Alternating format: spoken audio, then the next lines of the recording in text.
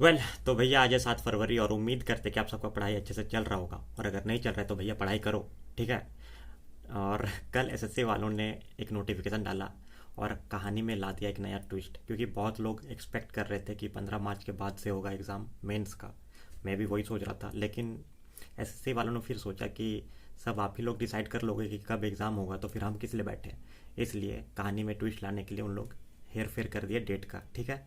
और सबका लंका लगा दिया, मतलब ठीक ही एक तरह से देखा जाए तो।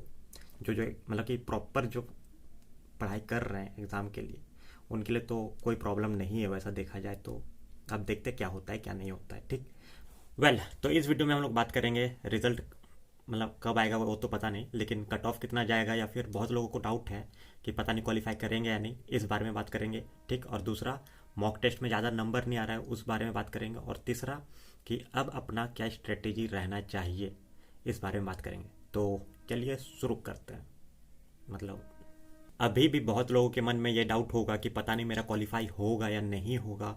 तो मैं आपसे एक सिंपल बात बोलता हूँ कि अगर आपका रो स्कोर, ठीक है, पिछले बार का कट ऑफ से 15-20 नंबर भी कम है ना, तो उम्मीद बनाए रखो कि आपका क्वालिफाई हो सकता है, ठीक है। क्योंकि इस बार मतलब कि मेंस का जो एग्ज़ाम है वो 2 से 7 चलेगा, मतलब ना से ना तो लगभग 3.5-4 लाख के स्टूडेंट एग्ज़ाम देंगे। और इतना स्टूडेंट को एग्ज़ाम दिलाने के लिए मतलब कट ऑफ कम कराना पड़ेगा एसएससी को, ठीक है, वैसा आप मान लो। कि और अभी तक आपने जितना भी यूट्यूब चैनल पे देखा है कि पता नहीं मतलब कि 2022 का कट ऑफ कितना जाएगा कितना नहीं जाएगा वैसा टाइप का, तो जितना भी टीचर लोग ने बताया कि इतना जा सकता है, उससे भी कम कट ऑफ जाएगा। तो उम्मीद है अभी भी कि आप क्वालिफाई कर सकते हैं, जिनको नहीं लग रहा था कि क्वालिफाई कर सकते हैं, ठीक है। और ढीला ढाला अगर आप तैयारी कर रहे थे अभी तक, तो अब से ताबड़तोड़ वाला तैयारी स्टार्ट कर दो। और कितना, 20 दिन और तो है ही। ये 20 दिन आप नींद वींद सब भूल जाओ और पढ़ाई स्टार्ट कर दो वैसा टाइप का, ठीक है। और अगर बाई चांस अगर बुरा किस्मत हुआ, नहीं भी हो पाया, मतलब कि क्वालिफाई नहीं भी हो पाया, तो भी उसके बाद CHSL है, उसके लिए तो तैयारी हो जाएगा ना अपना। तो उस माइंडसेट को लेकर पढ़ाई करो, ठीक, हम इतना ही बोलेंगे। और तो अब बात करते हैं मॉक टेस्ट के बारे में।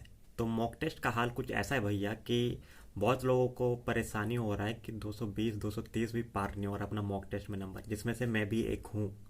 मेरा भी उतना खास नंबर नहीं आ पा रहा है, 200 220 30 में ही हालत ख़राब हो जा रहा है।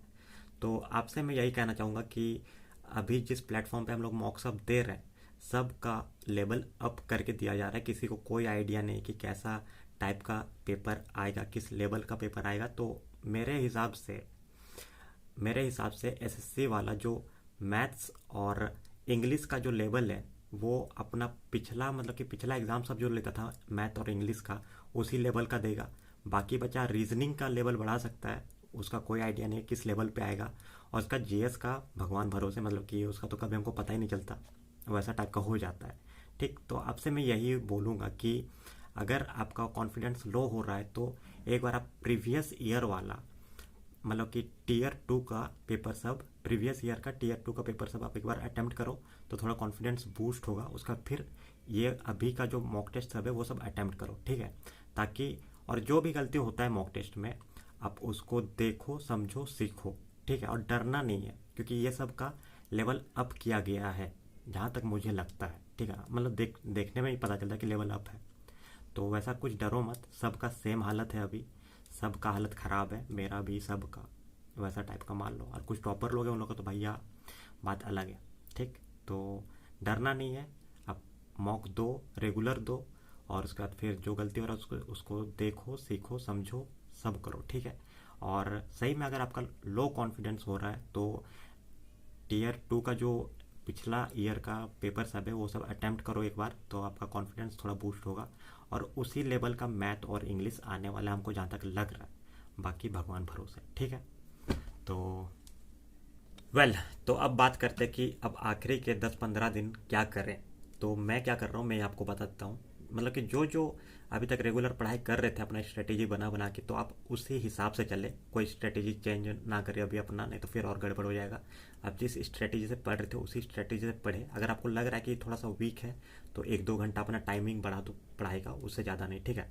और मैं क्या कर रहा हूँ, जैसे कि मैं सुबह 2 घंटा पढ़ता हूँ, फिर दोपहर को 2 घंटा, फिर खाना खाने के बाद 2 घंटा, उसके बाद फिर शाम के बाद मॉक देता हूँ, उसके बाद फिर जितना देर तक हम पढ़ सकते हैं वैसा टाइप का, ठीक है, मैथ का। और अभी फ़िलहाल मैं आपको यही कहूँगा कि आप रेगुलर मॉक तो देना ही देना है, ठीक है। उसके बाद मैथ्स का जो आप नोट्स बनाए वो रिवीजन करते रहो रेगुलर इंटरवल में, ठीक है। मतलब कि 3-4 दिन में करते रहो, अपना अपना नोट्स का आप रिवीजन करो, ठीक है। और इंग्लिश में मॉक में जितना आप कवर कर पा रहे हो, उसके बाद फिर कंप्रीहेंशन, पैसेज, ठीक, उसका क्लोज टेस्ट, ये सब पर ज़्यादा फोकस करो, क्योंकि मेंस में यही सब पे ज़्यादा मतलब क्वेश्चन आएगा, आ सकता है, मतलब मैंने तो सेट नहीं किया, लेकिन इसी पर ज़्यादा क्वेश्चन आएगा, मतलब कि वैसा, ठीक। तो अपना रीडिंग स्किल थोड़ा अच्छे से बढ़ाओ, ये सब प्रैक्टिस करके मैं यही कहना चाहूँगा। और फिर उसके बाद रीजनिंग का लेवल अप होगा ही होगा, मतलब कि होना भी चाहिए, वैसा मुझे लग रहा है। तो फिर उसके लिए आप मॉक में सही लेवल का है रीजनिंग सब। और उसके बाद जीएस का भैया आप जितना पढ़ रहे हो तो उसको भगवान भरोसे ही छोड़ो, जीएस का पता नहीं क्या होगा, लेकिन करंट अफेयर अगर आप फॉलो कर रहे हो तो ठीक है, क्योंकि वहाँ से 10-15 नंबर तो आएगा ही आएगा, वैसा टाइप का मानो। और बाकी सब्जेक्टिव वाइज या फिर स्टैटिक आप जितना आपसे कवर हुआ है हो गया, उसको आप रिवाइज करो अब, और ज़्यादा मतलब कि न्यू मत पढ़ो, वैसा टाइप का। और एक बहुत इंपॉर्टेंट बात, बहुत लोग को मतलब बहुत लोग डाउट में थे कि पता नहीं क्वालिफाई करेंगे या नहीं करेंगे, लेकिन इस बार रिजल्ट बहुत अनएक्सपेक्टेड होगा। मतलब जो लोग सोचे भी नहीं होंगे कि क्वालिफाई करेंगे वो सब भी क्वालिफाई हो सकते हो, वैसा टाइप का रिजल्ट होगा। और वो लोग मतलब कि अभी तक टाइपिंग प्रैक्टिस स्टार्ट भी नहीं किए होंगे और फिर कंप्यूटर भी नहीं पढ़े होंगे, तो भैया अभी बहुत कम टाइम है, तो जल्दी से स्टार्ट कर दो, कंप्यूटर पढ़ लो कि 8-10 क्वेश्चन आपसे बन जाए। क्वालिफाइंग है लेकिन फिर भी 8-10 क्वेश्चन आपसे बन जाए कंप्यूटर का। और उसका टाइपिंग का भी स्पीड अभी भी टाइम में आप बढ़ा सकते हो, जितना भी आप बढ़ा सकते हो अपना बढ़ा लो, ठीक। तो मैंने अपना टाइपिंग स्टार्ट मतलब 10-15 दिन हो गया, मेरा 10 दिन तो हो ही गया मेरा टाइपिंग, और मेरा स्पीड अभी 26-27 चल रहा है, वैसा टाइप का, ठीक है।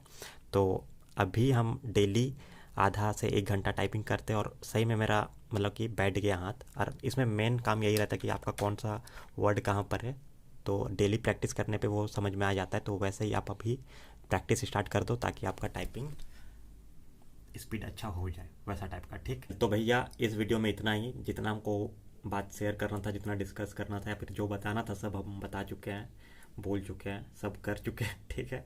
तो इस वीडियो को यहीं पे ख़त्म करता है। अच्छा, और एक बात, अब किन किन को लगता है कि वो क्वालिफाई कर जाएंगे, मतलब कि टीयर 1 में, वो कमेंट करके ज़रूर बताना, या फिर ज़रा भी उम्मीद है कि हाँ अब हम क्वालिफाई कर सकते हैं, वो कमेंट करके ज़रूर बताना अब, ठीक है।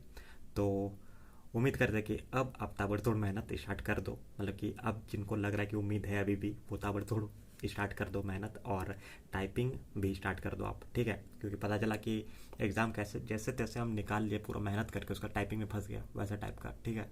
तो सब कुछ स्टार्ट कर दो अभी से। तो आप सभी को ऑल द बेस्ट, और मुझे भी ताबड़तोड़ मेहनत करो, अपने लिए करो।